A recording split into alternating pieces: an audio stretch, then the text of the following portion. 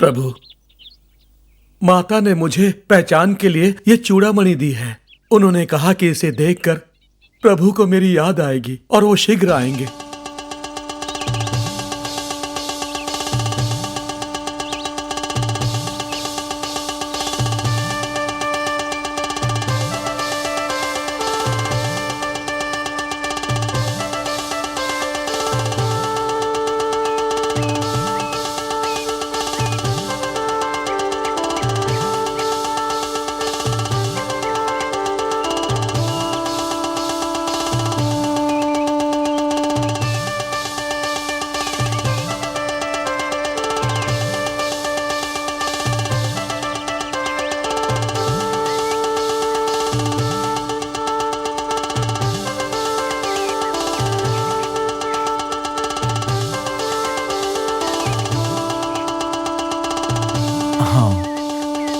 ये चूड़ामणि सीता की ही है लक्ष्मण।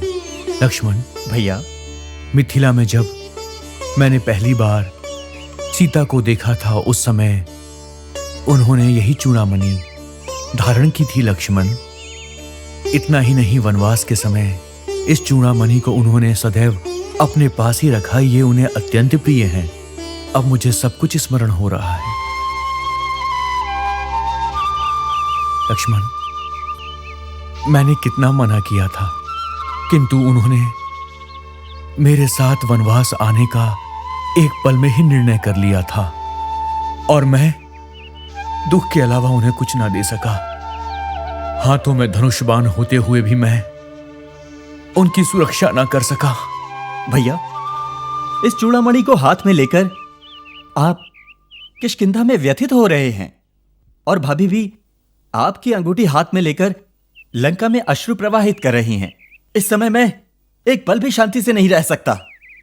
मुझे आदेश दीजिए, मैं स्वयं लंका जाकर रावण और उसके असुरों को समाप्त करके भाभी को अपने साथ लेकर आता हूं।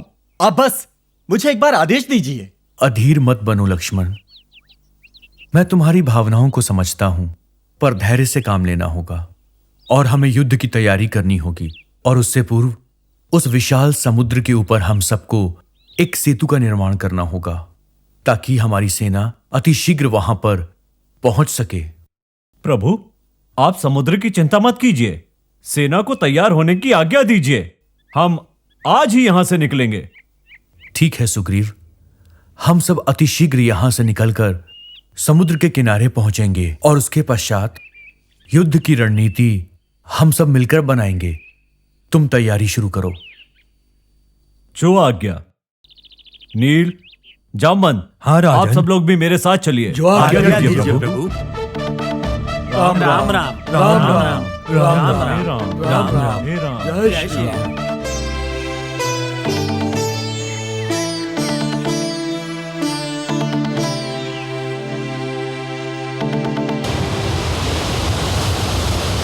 सुनिए सुनिए, एक आवश्यक सूचना है। क्या हुआ सेनापति? आप ऐसे दौड़ते हुए क्यों आ रहे हैं? महाराज, लंकेश्वर रावण का भाई विभीषण श्री राम की शरण पाने हेतु इसी समय यहाँ पधार रहे हैं। क्या कहा? विभीषण हमसे मिलने के लिए यहाँ पर आ रहे हैं? भैया रुकिए, ये क्या? विभीषण के आने की सूचना पाकर आप उससे इस तरह मिलने के लिए अत्यधिक उत्साहित क्यों हो रहे हैं? लक्ष्मण, कोई हमसे मिलने आ रहा है और उसका स्वागत करना हमारा कर्तव्य है। यदि कोई 2 कदम आगे बढ़ेगा तो हमारा कर्तव्य है कि हम 10 कदम आगे बढ़ें। चलो चलकर हम विभीषण का स्वागत करते हैं। भैया, भक्तों से आप प्रेम करें और उनकी मनोकामनाओं की पूर्ति करें, अच्छा है, परंतु जो आया है वो हमारा मित्र नहीं, हमारे शत्रु का भाई है। तो क्या हुआ? चंदन के चारों ओर सदैव सांप लिपटे हुए होते हैं, परंतु वो अपना गुण नहीं भूलता। भैया, ये युद्ध का समय है।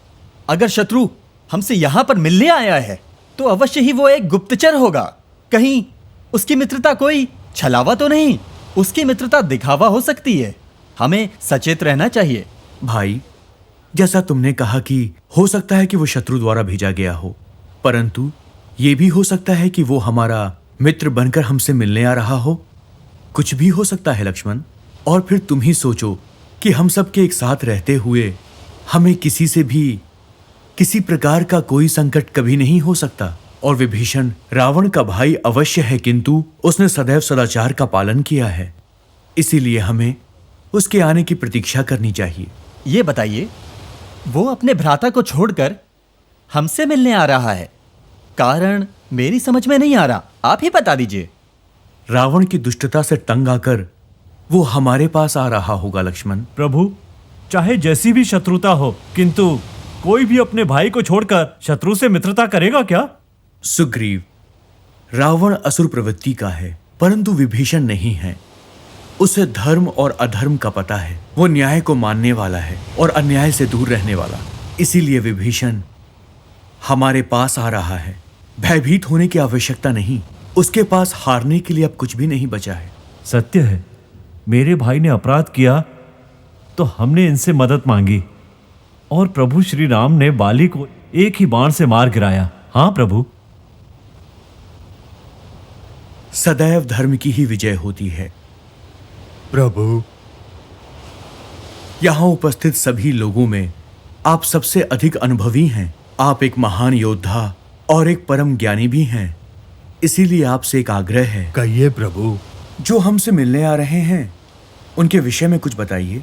प्रभु, कपटी हिरन को सोने का हिरन समझकर उसके पीछे जाने से इतनी विपदाओं का सामना करना पड़ा।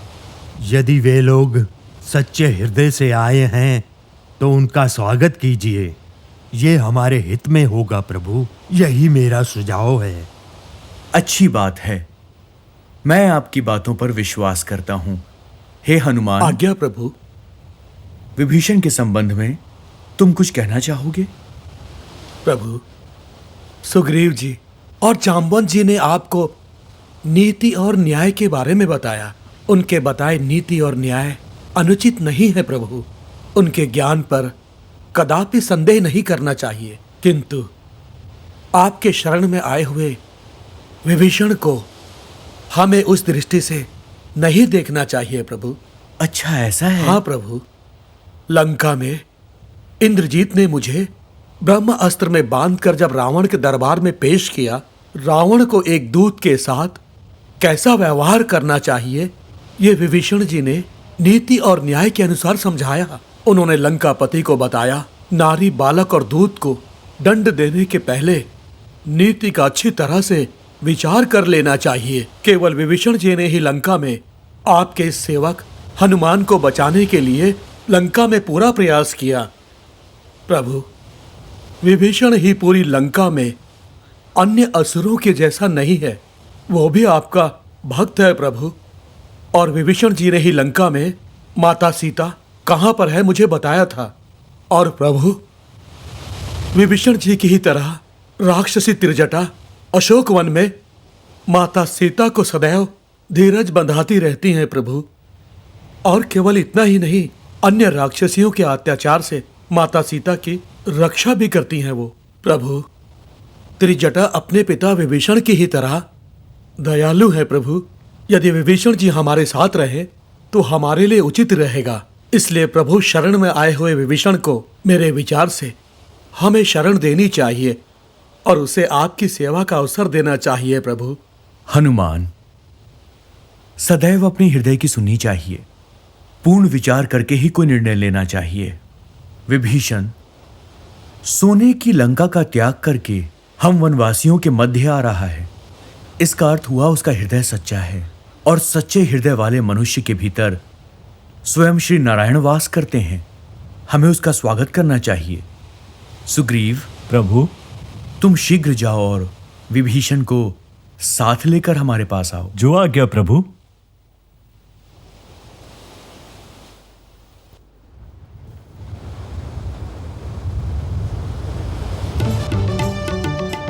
मित्र आइए, नमस्कार।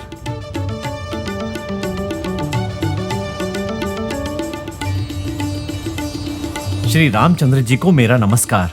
रघुकुल शिरोधार्य को प्रणाम। श्री राघव प्रभु को वंदन। मैं आपकी शरण में हूं। हे विभीषण, तुम परम ज्ञानी और परम तपस्वी हो, धर्म का पालन करने वाले हो, और केवल इतना ही नहीं, तुम तो वेदों के ज्ञाता भी हो। अनेक भूषणों से युक्त तुम विभीषण हो। आओ।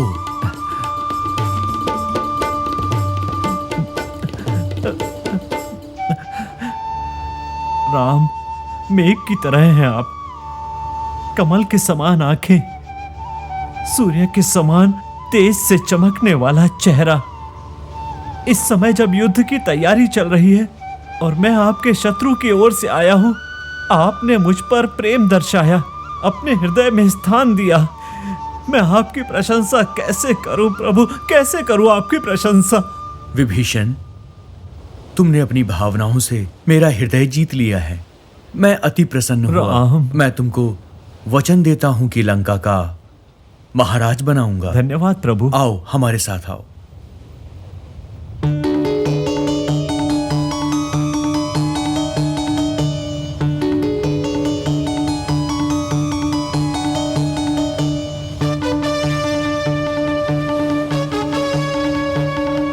प्रभु, जब से मैं युद्ध के लिए निकला हूं, उस दिन से मेरा धनुष मुझसे कहता है कि विजय मेरी ही होगी। और आज तुम्हें पाकर मेरी जीत और सुदृढ़ हो गई है और मैं मिलने वाली अपनी जीत को तुम्हें अर्पण करता हूं। अब अति शीघ्र मैं तुम्हें लंका का महाराज बनाऊंगा, केवल इसलिए नहीं क्योंकि तुम मेरे मित्र हो, परंतु इसलिए कि तुम एक धर्मी पुरुष हो। और मेरी इस बात का ये आकाश, ये समस्त धरती, ये समुद्र परम साक्षी हैं। आने वाले अनंत वर्षों तक जहां कहीं भी स्वामी। सत्य की बात होगी, प्रभु। वहां पर विभीषण का नाम सदैव आदर से लिया जाएगा। प्रभु। राम, राम, जय राम। विभीषण, महाराज दशरथ के हम 4 पुत्र हुए हैं। गुगना को मिलाकर हम 5 बने हैं। और वानर राज, किष्किंधा नरेश, सुग्रीव हमारे 6ठे भाई हैं। और आज के दिन मैंने आपको अपना भाई बना लिया है। विभीषण, आज आप मेरे 7वें भाई बन गए। आइए, गले लग जाइए। आइए, आपको हृदय लगाकर मैं आज अति प्रसन्न हो गया हूँ विभीषण। राम राम। राम राम। भाई, भाई, प्रभु, आपकी शरण में आकर मेरा जीवन सफल हो गया। मुझे बहुत आनंद हो रहा है। अब जब भी मेरा जन्म हो तो मैं आपका सेवक बनके आपकी सेवा करना चाहता हूँ। जय राम। देखो विभीषण, हमें लंका जाने के लिए जल पर सेतु बनाने का कार्य आरंभ करना है। इसी सेतु पर चलकर हम लंका पहुंचेंगे और युद्ध करेंगे और रावण के अन्याय को मिटा के रख देंगे। सुग्रीव, प्रभु, कार्य आरंभ करो। जो आज्ञा प्रभु। युद्ध! युद्ध! युद्ध! युद्ध! युद्ध! युद्ध! युद्ध! युद्ध! जय श्री राम! जय श्री राम! जय श्री राम! और युद्ध आरंभ हो गया। अन्याय के साथ खड़ा हुआ असुरों का कुल शीघ्र ही समाप्त हो गया। लंकाधिपति रावण के कुल को आगे बढ़ाने वाला इंद्रजीत शेषनाग के अवतार लक्ष्मण के बाण से मारा गया। कुल के प्रति निष्ठा रखने वाले और मर्यादाओं का पालन करने वाले कुंभकर्ण अपने कुल का विरोध न करने के कारण युद्ध में मारे गए।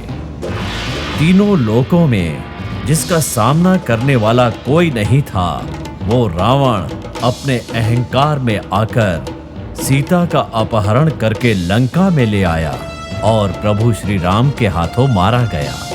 लंका में वीणा की झंकार समाप्त हो गई। असुर रावण का हाथ पकड़ने वाली और न्याय पर चलने वाली, कर्तव्य निष्ठता के लिए विख्यात रावण की पत्नी मंदोदरी ने पति की मृत्यु का समाचार सुनकर अपनी जान दे दी। इधर युद्ध में जीतने के बाद श्री राम अपनी पत्नी सीता देवी से मिलने के लिए प्रतीक्षा कर रहे थे।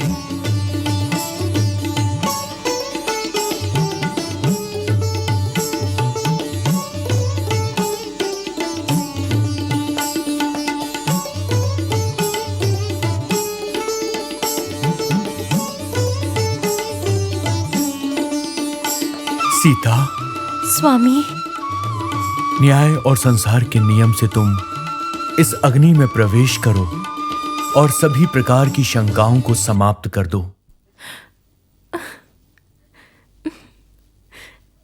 जैसी आपकी आज्ञा।